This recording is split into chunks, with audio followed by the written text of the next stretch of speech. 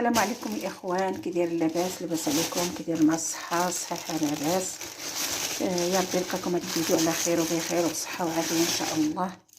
اليوم غنوريكم واحد الطريقه ديال القشور تاع اللوز. ما تبقاوش ترميوهم، راه كنحتاجوهم. هادو اللي درتهم الصفوف في رمضان، بقاو دوك القشيرات لميتهم صفيتهم من الماء ودرتهم في واحد الخرقه تيبسوا مزيان، وخليتهم غطيتهم وخليتهم حتى يبسوا واحد 4 ايام ولا 5 ايام، وفي الاخر درتهم في الثلاجه. هانتو راه كيفاش كيوليو. ديرهم في الميكا وديرهم في الثلاجه. انتي ما تخليهمش على برا، ديرهم في الثلاجه باش ما يديروا لا كؤوس لا حتى شي حاجه.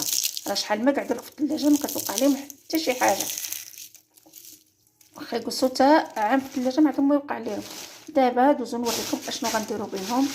واحد الحلوه نتوما غادي ندخلهم الفران، راه كتحتاجهم بزاف د الحوايج. نديرهم دابا في الفران وغادي تقلملو غير شويه، واحد شويه راني مشعله الفران باش غادي ندوز نطحنهم. دابا طحنتهم غيبقاو فيهم دوك القشيرات، واخا غطحنيهم ما يطحنوش لك مزيان. شتي دابا درناهم في الفران، غادي تحمصوا شويه وغندوز باش نطحنهم، وغندوز باش ندير بهم واحد الحليوه، ونخليكم معايا حتى النهايه. السلام عليكم الاخوان، كي دايرين؟ لاباس عليكم؟ كي دايرين المتتبعين ديالي؟ كي دايرين مع صحه لاباس؟ واش مبروكه وليله القدر عليكم بالصحه والسلامه، وباش كيتمنى كل مسلم يا ربي، ورحمه على جميع الاموات يا ربي. المهم الاخوان، اليوم غنشارك معكم واحد الحلوات الصابلي، حلوات العيد، حلوه عاديه بسيطه. المهم المقادير كالتالي. كاينه هنايا عندي كاس ونص تاع السكر كلاصي. عندي واحد 3 البيضات اللي خرجتهم من الثلاجه بالليل وخليتهم يسخنوا الحراره ديال المطبخ. عندي هنايا واحد المعلقه ديال الناطا، عندي قبيصه الملحه، باكيه ديال المارغرينا، باكيه ديال الفلو اللي كتعطي واحد المذاق للصابلي رائعه. عندي هنايا واحد سميتو اللوز اللي حمرت، القشور تاع اللوز اللي حمرتهم وطحنتهم وطلعوا لي بحال هذا الشكل، هذه هاد البودره هذه، والطحين حسب الخليط. بسم الله على بركه الله. ندوزو كلشي في الهاشوار باش كيعطينا واحد البوماده رطيه بزاف، رطيه بزاف. الا ما قدرتوش الفلو، نصيحه الا ما درتوش الفلو ديروا سميتها ديروا الحليب بودره. بسم الله على بركه الله. بسم الله على بركه الله. ننزلوا هاد البيضات بسم الله.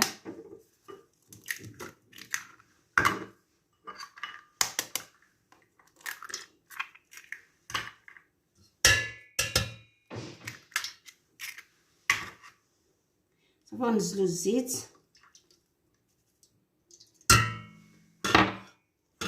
ديك السده غنقطعوها باش لا ساهله في الخدمه.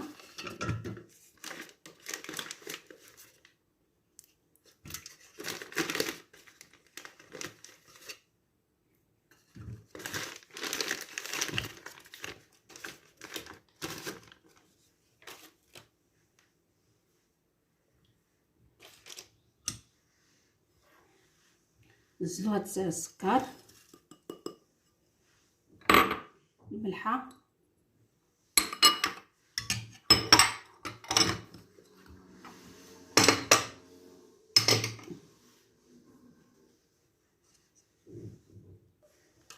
معلقه ديال الناطا. هذا كيعطي واحد النكهه للصابلي.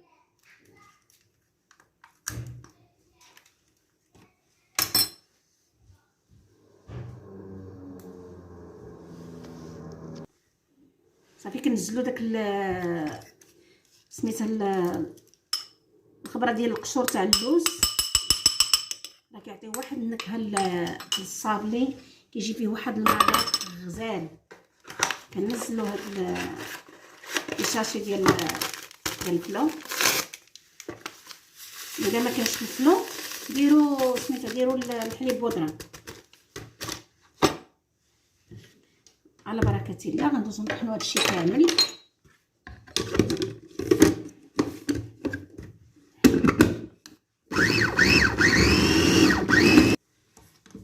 دابا داك الخليط ديالنا ها هو نسركب البوماطه. شوف داك اللوز كيعطي واحد اللون.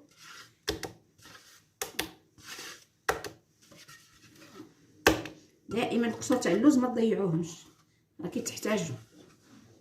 كتحمريهم وكتدقيهم في الماكينه وكتخليهم عندك في الكوزينه المطبخ ديالك لما تتصاوبي شي حاجه كتحتاجيها.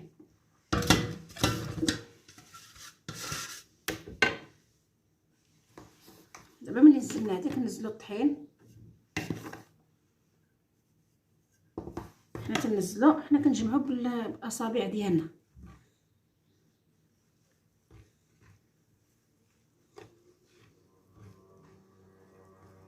الصابلي ما كدلكش، راه معروفه هذه القضيه. هي كنحاولوا ندخلوا الطحين بداك الخليط.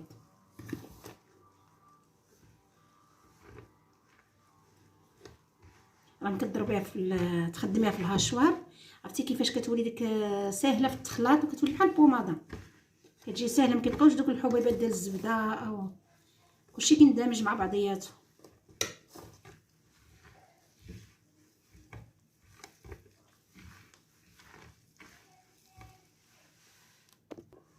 دابا ملي جمعنا الحلوه ديالنا ها هي، شوف كيف سالت. ها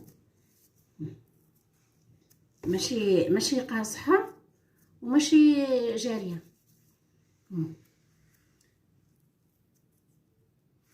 ماسكه مع بعضياتها. غنديرها في واحد البلاستيكه كنقسمها كويرات. نديرها في واحد البلاستيكه كتبقى حتى كتتزاجن مع بعضياتها شويه. هنا دابا غادي نديروها في هاد الثلاجه.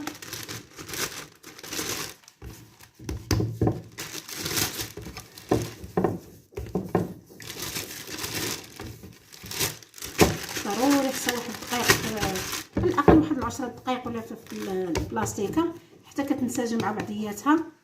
راه ما فيها لا خميره لا والو، ما تخافوش غادا تخمر. صافي كنسكروا عليها بحال هكا صافي تنخليوه يدو الهواء شويه.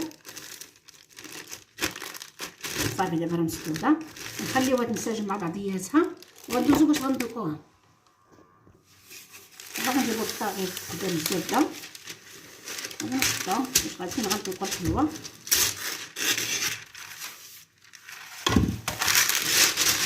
نقلبوه باش ميبقاش يترولى لينا.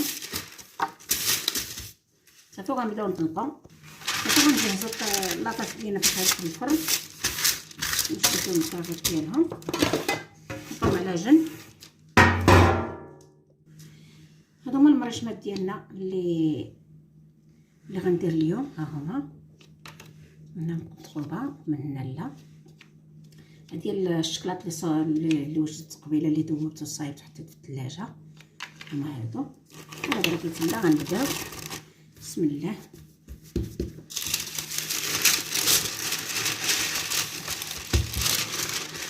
كيف نتعرف عليها.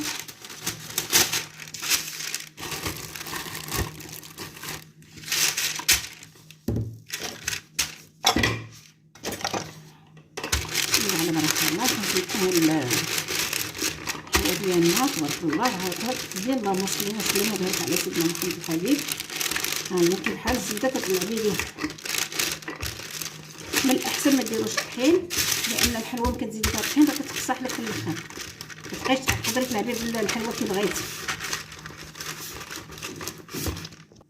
ملي طلقنا الحلوه ديالنا غنبقاو نديرو وحده هكا وحده هكا باش يجينا قد قد.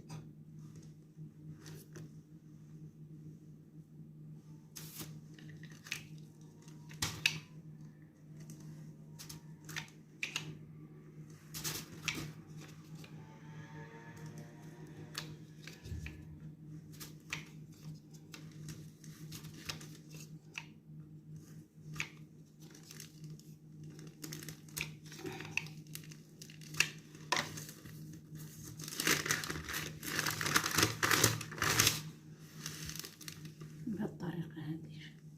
شوف الغلط ديالها قداش شحال. نخليوهاش غليظه بزاف لان غتلاقاو جوج غيوليو جوج في وحده.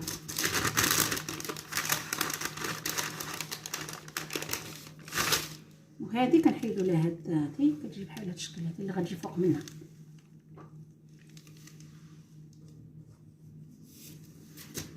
صافي كنستمروا على الحلوه كامله كنقطعوها.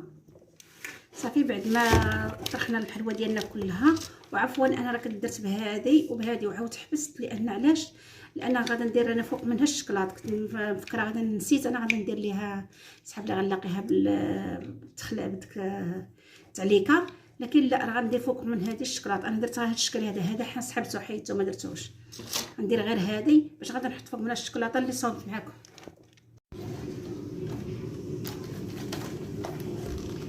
دابا تنوجدوا هذا الشكلاط، هذا هو الاول، وعاد ندوزو باش نعجنوا المتكسرات هذه. مشكل حاولوا تعمروهم مزيان باش ما كيتهرسوش، الا كانوا عامرينش كيتهرسوا.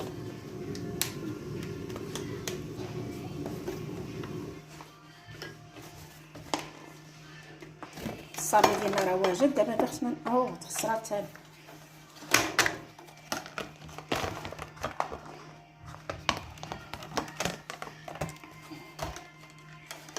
حاولوا تحيدوها غير بشويه هي احسن، راه كيتكسر دغيا. شوف كيف كتجي هاد الزويويقه. وغنستمر على الشكلاط ديالنا باش نلصقوا الصابلي ديالنا مع الشكلاط. انا كنعمرو في سميتو كندوب وتنعمر هنا. حاولوا ديروا الزيت باش كيجيكم ساهل للتحياد. دابا درنا هاد الشكل الثاني ها هو.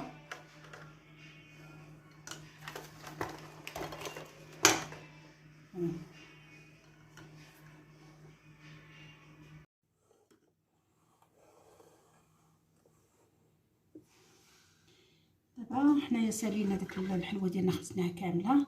دابا غندوزو باش غادي نلصقوا الصابلي مع الشكلاط. نديروا واحد التخليطه هكايا ديال السيقه اللي صايبنا فيها الشكلاط الابيض.